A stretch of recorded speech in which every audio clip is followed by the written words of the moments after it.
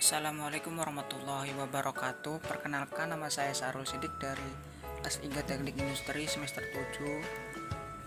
Saya di sini ingin mempresentasikan hasil tugas saya yang berjudul Preparing Data.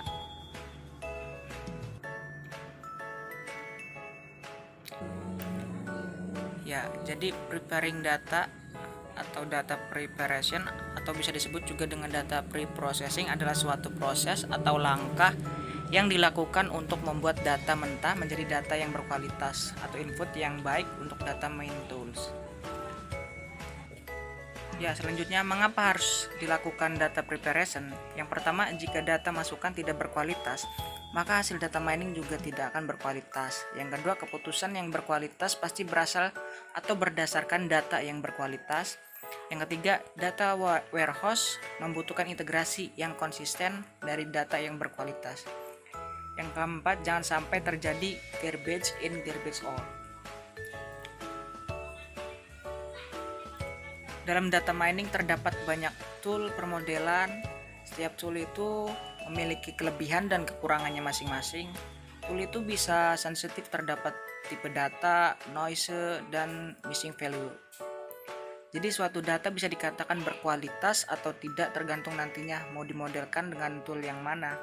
Suatu data bisa dikatakan berkualitas untuk suatu tool, tapi belum tentu berkualitas untuk tool yang lain.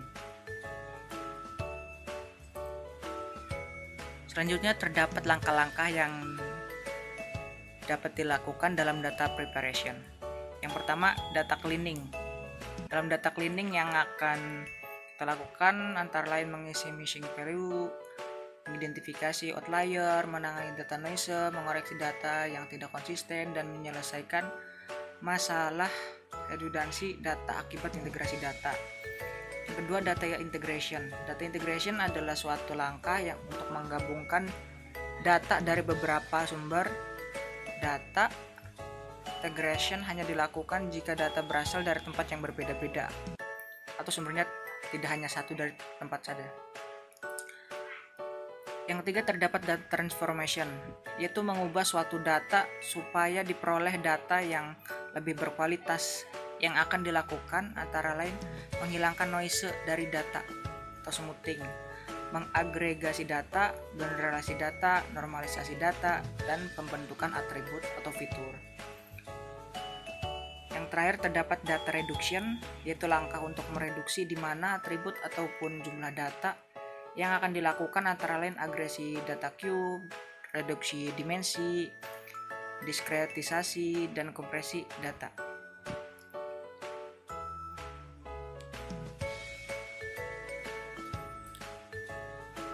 Selanjutnya terdapat data preparation dengan decision tree.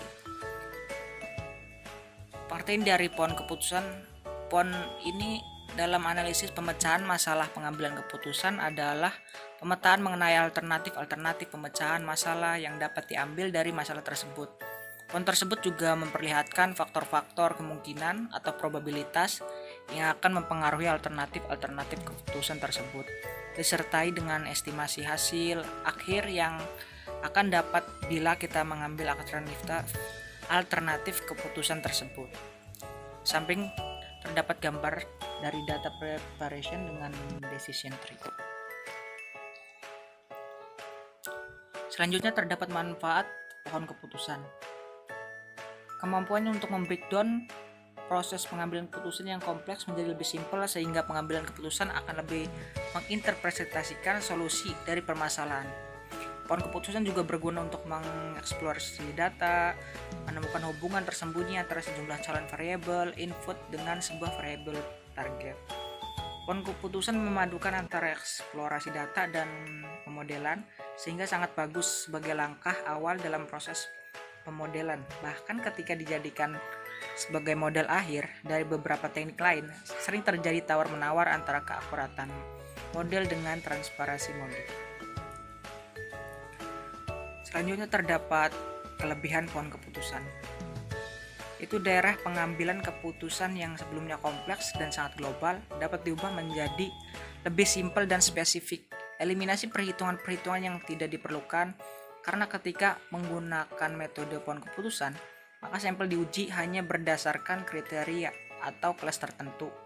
Fleksibel untuk memilih fitur dari internal node yang berbeda. Fitur yang terpilih akan membedakan suatu kriteria dibandingkan kriteria yang lain dalam node yang sama. Selanjutnya terdapat kekurangan dari pohon keputusan, yaitu akan terjadi bila overlap, terutama ketika kelas-kelas dari kriteria yang digunakan jumlahnya sangat banyak. Hal tersebut juga dapat menyebabkan meningkatnya waktu pengambilan keputusan dan jumlah memori yang diperlukan. Pengakumulasian jumlah error dari setiap tingkat dalam sebuah pohon keputusan yang besar. Kesulitan dalam mendesain pohon keputusan yang optimal. Hasil kualitas keputusan yang didapatkan dari metode pohon keputusan sangat tergantung pada bagaimana pohon tersebut didesain.